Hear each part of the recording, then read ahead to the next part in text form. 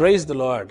தெய்வீக சுகத்தை பற்றிய 3வது நாள் தியானத்திற்கு உங்கள் அனைவரையும் இயேசு கிறிஸ்துவின் நாமத்தில் அன்போடு வாழ்த்தி வரவேற்கிறேன். ஒவ்வொரு நாளும் நீங்கள் என்னோடு இணைந்திருப்பது மிகுந்த சந்தோஷம். இந்த நாளிலும் தேவனுடைய சுகத்தை பற்றியே நாம் தியானிக்க போகிறோம். நீங்கள் கேட்டு ஆசீர்வதிக்கப்பட போகிறீர்கள். மற்றவர்களும் இதை கேட்டு ஆசீர்வதிக்கப்பட இந்த வீடியோவை உங்களுடைய நண்பர்களுக்கும் உங்களுடைய உறவினர்களுக்கும் ஷேர் பண்ண உங்களை நான் அன்போடு கேட்டுக்கொள்கிறேன். ரைட், சுகத்தை நாம் எதிர்பார்க்க வேண்டும் என்று நேற்றைய தினத்தில் உங்களுக்கு நான் சொல்லியிருந்தேன். சுகத்தை நாம் எதிர்பார்க்கணும். தெய்வீக சுகத்தை நம்முடைய சரீரங்களில் எதிர்பார்க்க வேண்டும். இன்றைக்கு ஒரு காரணத்தை பார்க்க போகிறோம். ஏன் நான் சுகத்தை எதிர்பார்க்கணும்? ஆண்டவர் என்னை ஏன் சுகப்படுத்தணும்? என் வாழ்க்கையில் நான் சுகத்தை பெற்றுக்கொள்ளலாமா? இன்றைக்கி பல பேருக்கு ஒரு சந்தேகம் இருக்குது. எனக்கெல்லாம் சுகம் கிடைக்குமா? என்னையெல்லாம் ஆண்டவர் சுகமாக்குவாரா? என்னுடைய வியாதி சரியாகுமா? அப்படின்னு பலவிதமான கேள்விகளோடு கஷ்டப்பட்டு கொண்டிருக்கிற அநேகர் இருக்கும்போது நீங்களும் நானும் ஏன் சுகத்தை தைரியமாக எதிர்பார்க்கலாம்? டிமாண்ட் பண்ணலாம். சுகத்தை நீங்கள் எதிர்பார்க்கலாம். சுகத்தை நீங்கள் உரிமை கொண்டாடலாம். இன்றைக்கும் ஒரு காரணத்தை உங்களோடு நான் பகிர்ந்து கொள்ளப் போகிறேன். அதற்கு ஆதாரமாக வேதத்தில் ஒரு பகுதியை நாம் வாசிக்கலாம். மத்தேயு எழுதின சுவிசேஷம் 8ஆம் அதிகாரத்தின் 14ஆம் வசனத்திலிருந்து ஒரு 3 வசனங்களை வாசிக்கிறேன். இயேசு பேதுருவின் வீட்டிலே வந்து அவன் மாமி ஜுரமாய் கிடக்கிறதை கண்டு அவள் கையை தொட்ட உடனே ஜுரம் அவளை விட்டு நீங்கிற்று. அவள் எழுந்திருந்து அவர்களுக்கு பணிவிடை செய்தாள். அஸ்தமனமான போது பிசாசு பிடித்திருந்த அநேகரை அவரிடத்தில் கொண்டு வந்தார்கள். அவர் அந்த ஆவிகளை தமது வார்த்தையினாலே துரத்தி பிணியாளிகள் எல்லாரையும் சுஸ்தமாக்கினார். சாயங்கால நேரத்தில் இயேசுவினிடத்தில் வந்த அத்தனை பேருக்கும் விடுதலை, அத்தனை பேருக்கும் சுகம். இயேசு சுகமாக்கிட்டு அடுத்த வசனம் ஒரு காரணத்தை சொல்லுகிறது. ஏன் இயேசு இப்படி சுகமாக்கினார் என்பதை பற்றி 17ஆம் வசனத்தை வாசிக்கிறேன். அவர் தாமே நம்முடைய பலவீனங்களை ஏற்றுக்கொண்டு நம்முடைய நோய்களை சுமந்தார் என்று ஏசாயா தீர்க்கதரிசியினால் உரைக்கப்பட்டது நிறைவேறும்படி இப்படி நடந்தது. அவர் தாமே நம்முடைய பலவீனங்களை ஏற்றுக்கொண்டு நம்முடைய நோய்களை சுமந்தார். சிலுவையில் இயேசு கிறிஸ்து நம்முடைய பாவத்திற்காக மாத்திரம் மரிக்கவில்லை, நம்முடைய பலவீனங்களுக்காகவும் நோய்களுக்காகவும் அவர் கிரயம் செலுத்தியிருக்கிறார். பலவீனங்களை ஏற்றுக்கொண்டாராம். நம்முடைய நோய்களை அவர் சுமந்ததினாலே நீங்கள் சுமக்க தேவையில்லை, நீங்கள் சுகமாகலாம். சிலுவை தியானத்தை இன்றைக்கு உலகமெங்கும் இருக்கிற எல்லா கிறிஸ்தவர்களும் தியானித்து கொண்டிருக்கிற இந்த நாட்களில் நம்ம தியானிக்கணும். சிலுவையில் இயேசு என்னுடைய பலவீனத்தை ஏற்றுக்கொண்டார், என்னுடைய நோய்களை சுமந்து கொண்டார். என்னுடைய நோயை அவர் சுமந்துட்டா நானும் சுமக்க தேவையில்லை. அப்படின்னா நம்முடைய சரீரத்தில் பலவீனப்படும் போது, நம்முடைய சரீரத்தில் வலி வேதனைகள் வரும்போது அதை ஏற்றுக்கொள்ளாதீர்கள். அதை அக்செப்ட் பண்ணாமல் அதை ரெசிஸ்ட் பண்ணுங்கள், அதை எதிர்த்து நில்லுங்கள். அப்பொழுது உங்களை விட்டு ஓடி போகும். ஏன் எதிர்க்க வேண்டுமென்றால் என் நோய்களை இயேசு கிறிஸ்து சிலுவையிலே சுமந்து விட்டார். ஒரு கடையில் போய் நம்ம சாப்பிட்றோம் அப்படின்னா ஒருத்தர் பில் பே பண்ணிட்டா நம்ம பே பண்ணாமல் வந்துடுறோம். ஏன்னா அவங்க பண்ணிட்டாங்க. ஒரு சாப்பாட்டுக்கு 2 பேர் பில் பே பண்ண மாட்டோம், அப்படிங்களா? அதை போல் சிலுவையில் இயேசு என்னுடைய நோய்களை சுமந்து விட்டார். அவருடைய நோய் அல்ல, என்னுடைய நோயை சுமந்த பொழுது நான் அந்த நோயை மறுபடியும் சுமக்க வேண்டியதில்லை. ஆகவே நான் சுகத்தை எதிர்பார்க்கிறேன். தைரியமாக நம்பிக்கையோட விசுவாசத்தோட நீங்களும் நானும் சுகத்தை எதிர்பார்க்கலாம். ஏன்னா என்னுடைய சுகத்திற்கான கிரயத்தை இயேசு சிலுவையிலே செலுத்தி இருக்கிறார். பைபிளில் நிறைய விஷயங்களை நம்ம பார்க்குறோம். 103ஆம் சங்கீதம் நம்ம எல்லாருக்கும் தெரிஞ்ச சங்கீதம். எப்பொழுது ஜெபம் முடிக்கும் போதும் நாம் அதை சொல்லுவோம். என் ஆத்துமாவே கர்த்தரை ஸ்தோத்திரி, என் முழு உள்ளமே அவருடைய பரிசுத்த நாமத்தை ஸ்தோத்திரி. என் ஆத்துமாவே கர்த்தரை ஸ்தோத்திரி, அவர் செய்த சகல உபகாரங்களையும் மறவாதே அப்படின்னு நம்ம சொல்லும்போது அதோடு கூட சேர்ந்து தாவீது சொல்லுகிறார், அவர் உன் அக்கிரமங்களை எல்லாம் மன்னித்து உன் நோய்களை எல்லாம் குணமாக்கி. இயேசு கிறிஸ்து என் அக்கிரமங்கள் பாவங்களை மன்னித்தது மாத்திரமல்ல, என் நோய்களை குணமாக்குகிறார். நிறைய பகுதிகளில் வேதத்தில் பாவ மன்னிப்போடு சேர்ந்து தெய்வீக சுகமும் வருகிறது. எங்கே பாவம் மன்னிக்கப்படுகிறதோ அங்கே சுகமும் நமக்கு சொந்தமாகிறது. ஏனென்றால் பாவத்தின் விளைவாகத்தான் வியாதி வந்தது. பாவமே மன்னிக்கப்பட்டு விட்டால் வியாதி சுகமாக வேண்டுமே. இன்றைக்கு சபையாய் நாம் பாவ மன்னிப்பை ஏற்றுக்கொள்ளுகிறோம், ரட்சிக்கப்படுகிறோம், இயேசுவை விசுவாசிக்கிறோம். இயேசு என் பாவங்களையெல்லாம் மன்னித்து விட்டார் என்று நம்புகிறதில் நமக்கு பிரச்சனை இல்லை. எல்லாரும் நம்புகிறோம் இயேசு என் பாவத்தை மன்னித்தார். ஆனால் இயேசு என் நோய்களை குணமாக்கினார் என்கிற இடத்திற்கு வரும்போது இன்றைக்கு அநேகருக்கு ஒரு சந்தேகம் வருகிறது. எப்படி நோய் குணமாக்கினார்னா அப்போ எனக்கு ஏன் நோய் இருக்குது, எனக்கே அந்த சிம்டம்ஸ் இருக்குது, எனக்கே அந்த வலி இருக்கிறது. நன்றாக புரிந்து கொள்ள வேண்டும். உங்களுடைய உணர்வுகள் சத்தியமாகக்கூடாது, சத்தியத்தை நீங்கள் உணர ஆரம்பிக்க வேண்டும். பாருங்க, நம்ம தப்பு பண்ணும்போது நமக்குள்ள ஒரு குற்ற மனசாட்சி இருக்குது. குற்ற மனசாட்சி இருக்கிறனால நம்ம பாவிக்க கிடையாது. ஆனால் என் பாவத்திற்காக இயேசு ரத்தம் சிந்தி இருக்கிறார் என்கிற சத்தியம் அந்த குற்ற மனசாட்சியிலிருந்து என்னை விடுதலையாக்குகிறது. அதை போல சிலுவையிலே இயேசு என் வியாதியை, நோய்களை சுமந்து விட்டார் என்கிற நற்செய்தி உங்களுக்கு வியாதியிலிருந்து விடுதலை கொண்டு வர வேண்டும். இந்த சத்தியத்தை நாம் கேட்க வேண்டும், இதை நாம் தியானிக்க வேண்டும். ஏசாயா தீர்க்கதரிசி மூலமாகவே சொல்லப்பட்டிருக்கிறது, அவர் உங்களுடைய பலவீனங்களை ஏற்றுக்கொள்வார், உங்களுடைய நோய்களை சுமப்பார் அப்படின்னு சொல்லி. அப்போது அவருடைய தழும்புகளால் நாம் என்ன ஆகிறோமா, குணமாகிறோம் என்று வேதம் சொல்லுகிறது. ஏசாயால சொல்லும்போது அவருடைய தழும்புகளால் நாம் குணமாகிறோம்னு போட்டிருக்கு. ஆனால் பேதுரு தன்னுடைய நிருபத்தில் எழுதும்போது அவர் சொல்லுகிறார், அவருடைய தழும்புகளால் குணமானீர்கள் என்று பாஸ்ட் டென்ஸில் எழுதுகிறார், கடந்த காலத்தில் எழுதுகிறார். அப்படின்னா அப்போஸ்தலர்கள் உறுதியாக நம்புகிறார்கள், அவருடைய தழும்புகளால் நம்ம குணமாயிட்டோம், நம்முடைய பலவீனத்தை, நம்மளுடைய நோய்களை, நம்முடைய வியாதிகளை இயேசு சுமந்து விட்டார், இனி நாம் வியாதியஸ்தர்கள் அல்ல, நாம் சுகமாகி விட்டோம் என்கிற அந்த புரிதலில் தான் சபை வளர்ந்து வந்தது. இன்றைக்கி நம்மளை சுற்றி இருக்கிறவங்க பலவீனமாக இருக்கிறதுனால, நம்ம சமுதாயத்தில் இருக்கிறவங்க பலவீனமாக நோயில் கஷ்டப்படுறதுனால எல்லாருக்கும் நோய் வரும் அப்படின்னு நம்ம எதிர்பார்க்குறத தாண்டி நம்ம என்ன எதிர்பார்க்கணும்னா, என் நோய்களை அவர் சுமந்ததினாலே நான் சுமக்க தேவையில்லை, நான் விடுதலையாக வாழலாம், என்னுடைய சுகத்திற்கான கிரயத்தை சிலுவையில் செலுத்திவிட்டார், அவருடைய தழும்புகளாலே நான் சுகமாகிறேன். ஒரு நாள் இயேசு ஒரு வீட்டில் பிரசங்கம் பண்ணி கொண்டிருந்த போது அவர் பிரசங்கம் பண்ணி கொண்டிருக்கிறார். அந்த பிரசங்கம் பண்ணி கொண்டிருக்கும் போதே அங்கே சுகமளிக்கிற வல்லமை இருக்கிறதை ஒரு 4 வாலிபர்கள் உணர்கிறார்கள். பாருங்க, சில நேரங்களில் எதை பற்றி நாம் பேசுகிறோமோ, என்ன வார்த்தையை கர்த்தர் கொடுத்து நாம் பேசுகிறோமோ, அந்த வார்த்தை நிறைவேறுகிற சூழல் நாம் பேசுகிற இடத்திலேயே உருவாகிறது. ஒருவேளை சுகத்தை பற்றி பேசும்போதே அந்த இடத்துல கர்த்தர் சுகமாக்க ஆரம்பிக்கிறார். ஆசீர்வாதத்தை பற்றி பேசும்போதே ஜனங்களுடைய வாழ்க்கையில் ஆசீர்வாதங்கள் கடந்து வருகிறது. இப்படி விடுதலை பற்றி பேசும்போதே ஜனங்கள் விடுதலை ஆகிறதை நாம் பார்க்கிறோம். அவர் வார்த்தையை அனுப்பி கிரியை செய்கிற தேவன். ஒரு வீட்டில் இயேசு இப்படி பிரசங்கம் பண்ணி கொண்டிருந்த போது அங்கே இருக்கிற 4 பேர் உணர்கிறார்கள், சுகமளிக்கிற வல்லமை இந்த இடத்துல இருக்கிறத நம்ம ஃபீல் பண்ணுறோம். நம்முடைய ஃப்ரெண்டு, நம்முடைய சிநேகிதன் ஒருவன், அவன் பிறந்ததிலிருந்தே திமிர்வாதக்காரனாய் அவன் படுத்த படுக்கையில் இருக்கிறானே, அவனை இந்த இடத்துக்கு கொண்டு வந்தா அவன் சுகமாயிருவானே. ஒரு 4 பேருடைய எதிர்பார்ப்பு பாருங்க. இயேசு இருக்கிற இடத்துல, அவர் சுகத்தை பற்றி பேசுகிற இடத்துல என்னுடைய சிநேகிதன் இருந்தால் அவன் சுகமாகி விடுவானே. அவன் பாவம் ரொம்ப கஷ்டப்படுறான் சரீரத்தில், மற்றவர்களை போல் அவன் விடுதலையாக ஃப்ரீயாக வாழ முடியலையேன்னு சொல்லி இந்த 4 பேரும் போய் அவனிடத்தில் பேசுகிறார்கள். அவனிடத்தில் பேசி என்ன சொல்கிறாங்கன்னா, உன்னை நாங்கள் இன்றைக்கி இயேசுக்கிட்ட கூட்டிகிட்டு போகிறோன்னு சொல்கிறாங்க.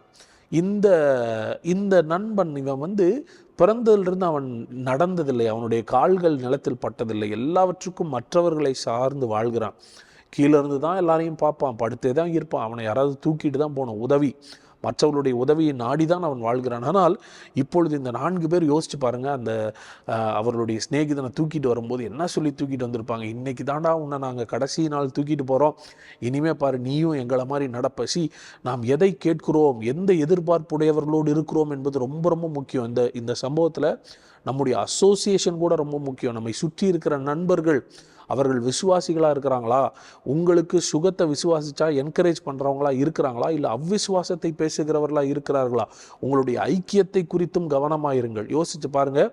இந்த படுத்த படுக்கையில் இருந்த இந்த வாலிபன் தன்னுடைய நண்பர்கள் விசுவாசிகளாக இருந்ததுனால அவனுக்கு ஒரு அற்புதம் நடக்குது. இன்னைக்கு உங்களோடு நெருக்கமாக இருக்கிறவர்கள் யார்? உங்களுக்கு சுகத்தை பேசுகிறார்களா, அல்லது பலவீனத்தை பேசுகிறார்களா, அல்லது உங்களோடு சேர்ந்து பரிதாபப்படுகிறார்களா? இந்த 4 வாலிபர்கள் அவனை தூக்கி கொண்டு வரும்போது நான் கற்பனை செய்து பார்க்கிறேன். அவங்க சொல்லியிருப்பாங்க, இன்றைக்கி நாங்கள் அங்கேருந்து தான் வரோம், இயேசு பேசிகிட்டு இருக்கிறாரு, அங்கே பேசும்போதே சுகமளிக்கிற வல்லமையை நாங்கள் உணர்கிறோம், கட்டாயம் இன்றைக்கி உனக்கு சுகம் கிடச்சிரும், நீ வான்னு சொல்லி விசுவாசத்தோடு அவனை தூக்கி வருகிறார்கள். தூக்கி வந்து பார்த்தா உள்ளே போகிறதுக்கு இடம் இல்லை, வீட்டுக்குள்ளே போக இடம் இல்லைன்னா இந்த 4 பேருக்கு என்னென்னா, இந்த சான்ஸை மிஸ் பண்ணிடக்கூடாது. இன்றைக்கு இயேசு நம்முடைய ஊருக்கு வந்திருக்கிறார், இவ்வளோ அருகில் இருக்கிறார், இந்த வீட்டுக்குள்ளே பேசிகிட்டு இருக்கிறார், இப்போ உள்ளே கொண்டு போக எல்லாருமே இயேசுவை பார்க்கணும், இயேசு பிரசங்கத்தை கேட்கணும், அற்புதத்தை பெற்றுக்கொள்ளணும்னு வந்திருக்கும்போது மற்றவர்களை தாண்டி உள்ளே போக முடியல.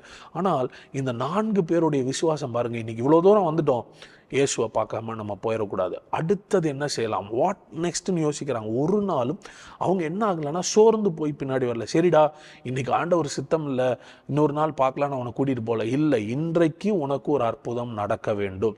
அப்போது இந்த 4 பேரும் பார்க்குறாங்க, சுற்றி பார்க்குறாங்க. எந்த வழியாகவும் அந்த வீட்டிற்குள் நுழைய இடமே இல்லை. ஆனால் இந்த 4 பேர் தைரியமாக அந்த வீட்டின் மேலே ஏறி அந்த வீட்டின் ஓட்டை பிரிக்கிறார்கள். யோசிச்சு பாருங்கள், ஒரு ஒரு ஒரு டிஸ்டர்பன்ஸ் இருந்திருக்கும். இது யாருடைய வீடு, நம்ம வாட்டுக்கு ஏறி மேலே ஓட்ட பிரித்தோம்னா இந்த வீட்டு ஓனர் என்ன சொல்வார்?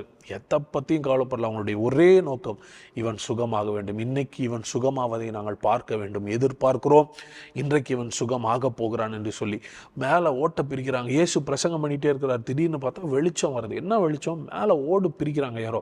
யாரோ ஓட்ட பிரிக்கிறாங்கன்னு எல்லாம் மேலே பார்த்தா மேலேருந்து ஒரு கட்டிலை இறக்குகிறார்கள். கட்டில் இறக்குனா அதில் ஒரு திமிர்வாதக்காரன் வாலிபன் ஒருவன் கீழே இறங்கி வருகிறான். இயேசு அவனை பார்த்து என்ன சொன்னார்னா, 9ஆம் அதிகாரம், மத்தேயு எழுதின சுவிசேஷத்தின் 9ஆம் அதிகாரத்தில் 2ஆம் வசனத்தை வாசிக்கிறேன் பாருங்க.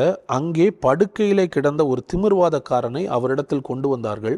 இயேசு அவர்களுடைய விசுவாசத்தை கண்டு திமிர்வாதக்காரனை நோக்கி, மகனே, திடன் கொள், உன் பாவங்கள் உனக்கு மன்னிக்கப்பட்டது என்றார். மகனே, திடன் கொள், உன் பாவங்கள் உனக்கு மன்னிக்கப்பட்டது. ஒரு திமிர்வாதக்காரனை பார்த்து இயேசு சொல்றாரு, தைரியமாரு, உன் பாவம் உனக்கு மன்னிக்கப்பட்டுருச்சுன்றார். இதை கேட்ட உடனே சூழ்ந்து இருக்கிறவர்களெல்லாம் முறுமுறுக்கிறாங்க. என்ன சொல்றாங்கன்னா, யார் இவனுக்கு அதிகாரம் கொடுத்தது? பாவங்களை மன்னிக்கிறது தேவன் தான் மன்னிக்கணும், இவன் எப்படி மன்னிக்கலான்னு சொல்லி இயேசுவை குறை கூறி கொண்டிருக்கும் போது அதை இயேசு கேள்விப்பட்டு அவர்களுக்கு ஒரு பதில் சொல்லுகிறார். 4வது வசனத்தை வாசிக்கிறேன். இயேசு அவர்கள் நினைவுகளை அறிந்து, நீங்கள் உங்கள் இருதயங்களில் பொல்லாதவைகளை சிந்திக்கிறது என்ன? உன் பாவங்கள் மன்னிக்கப்பட்டது என்று சொல்வதோ, எழுந்து நட என்று சொல்வதோ எது எளிது? பூமியிலே பாவங்களை மன்னிக்க மனுஷகுமாரனுக்கு அதிகாரம் உண்டென்பதை நீங்கள் அறிய வேண்டும் என்று சொல்லி திமிர்வாதக்காரனை நோக்கி, நீ எழுந்து உன் படுக்கையை எடுத்துக்கொண்டு உன் வீட்டுக்கு போ என்றார். உடனே அவன் எழுந்து தன் வீட்டுக்கு போனான். இவர்கள் முறுமுறுக்கிறதை பார்த்து இயேசு கேட்கிறார், ஏன் இப்படி பேசிட்டு இருக்கீங்க? எது எளிது? பாவங்கள் மன்னிக்கப்பட்டது என்று சொல்வதோ, படுக்கை எடுத்துக்கொண்டு நட என்று சொல்வதோ? போத் ஆர் சேம் அப்படின்றார். ரெண்டும் ஒன்று தான்றாரு. பாவம் மன்னிக்கப்பட்டதுன்னு சொன்னாலே வந்துருச்சுருவாங்க. ஏன்னா பாவத்தின் விளைவாக வியாதி, சாபம், மரணம். ரூட்டையே நான் சரி பண்ணுறேன், கண்டிப்பாக ஃப்ரூட் சரியாகுங்கிறார். ரூட்டு சரியானா ஃப்ரூட் சரியாகணும். பிரச்சனையே பாவம் தான். பாவத்தையே நான் மன்னிச்சிட்டேன்னா பாவத்தினால் வந்த வியாதி சரியாகணுமே. அப்போ பாவத்தை மன்னிக்க எனக்கு அதிகாரம் இருக்கிறது என்பதை இயேசு அந்த இடத்துல வெளிப்படுத்துகிறார். அப்போது இந்த இடத்துல இயேசு என்ன சொல்கிறாருன்னா, சிலுவையில் உன் பாவங்கள் மன்னிக்கப்பட்டதை நம்புகிறாயே, வியாதி சுகமாகிறது நீ ஏன் நம்பலை?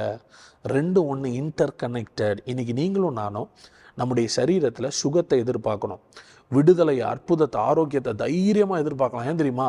உங்கள் பாவங்கள் மன்னிக்கப்பட்டது உண்மைனா உங்கள் நோய்கள் குணமாவதும் உண்மை. அவர் உன் அக்கிரமங்களெல்லாம் மன்னித்து உன் நோய்களெல்லாம் குணமாக்கி, அக்கிரமம் மன்னிக்கப்படுகிற இடத்திலே நோய்கள் குணமாக வேண்டும். Sickness is illegal when you are forgiven. பாருங்க, பாவ மன்னிப்பை பெற்ற உடனே அந்த இடத்துல வியாதிக்கு இடமில்லை. ஒருவேளை அப்படின்னா பிரதர், நிறைய பேர் இன்னைக்கு வியாதியில் இருக்கிறாங்களே. ஆமாம், அறியாமையில் இருக்கிறோம். இங்கே தான் நம்ம விசுவாசத்தை பயிற்சி செய்ய வேண்டும். மற்றவங்க பாருங்கள், பல நேரங்களில் நம்ம மற்றவங்கள வச்சு நம்ம காம்ப்ரமைஸ் ஆகிக்கிறோம். அவ்வளோ பெரிய ஊழியக்காரருக்கே வியாதி வந்திருக்குன்னா எனக்கெல்லாம் வராதா அப்படின்னு சொல்லி வியாதி அக்செப்ட் பண்ணிக்கிறோம். உங்களை சுற்றி யார் வியாதியில் கஷ்டப்பட்டாலும் நீங்கள் அதை வச்சு நீங்கள் வியாதி ஏற்றுக்கக்கூடாது. வார்த்தையை வச்சு எதிர்த்து நில்லுங்கள். பிசாசுக்கு எதிர்த்து நில்லுங்கள், அப்பொழுது அவன் உங்களை விட்டு ஓடி போவான் என்று வேதம் சொல்லுகிறது. அப்போது வேதம் சொல்லுகிறது, அவரின் அக்கிரமங்களெல்லாம் மன்னித்து என் நோய்களெல்லாம் குணமாக்குகிறார்னு சொல்லும்போது, என் நோய் குணமாவதாக, என்னுடைய பலவீனம் நீங்குவதாக, வியாதி சுகமாவதாக. இயேசு சகல நோய்களையும் சகல வியாதிகளையும் குணமாக்குகிறவராய் சுற்றி திரிந்தார்னு நான் வாசிக்கிறேனே. இன்றைக்கும் அவர் மாறவில்லையே, அவர் குணமாக்குகிறார், சுகமாக்குகிறார். அதை நான் நம்புகிறேன் என்று நீங்கள் விசுவாசிக்க வேண்டும். அப்போது இயேசு இந்த இடத்துல நம்மளுக்கு என்ன போதிக்கிறார் என்றால், உன்னுடைய பாவம் மன்னிக்கப்பட்டது என்றால் உன் நோய்கள் குணமாக வேண்டும், உன்னுடைய வியாதி குணமாக வேண்டும். பாருங்கள், சில நேரங்களில் சில வியாதிக்கு சில அறிகுறிகள் இருக்குது.